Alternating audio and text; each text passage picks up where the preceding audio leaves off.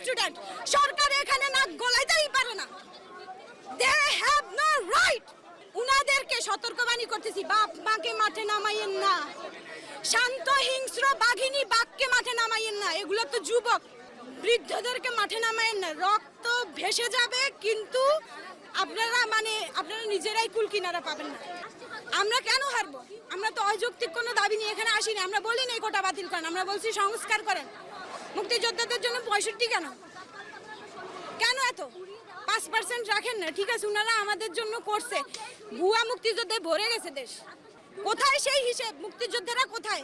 যেসব মুক্তিযোদ্ধারা আছে উনারা কই? উনারা কেন এসে বলে যে না আমরা এগুলা চাই না? আমরা মেরে বের হবো, লাশ হয়ে বের হবো ওখান থেকে, আমরা লাশ হয়ে বের হবো ওখান থেকে। বহুত সুযোগ ছিল পিছনে ফিরে আসার, এখন আর পিছনে যাওয়ার রাস্তাই নেই। পিছনে পুলিশ আর সামনে স্বাধীনতা। অবশ্যই আমরা সম্মানের সাথে মৃত্যু গ্রহণ করতে রাজি আছি।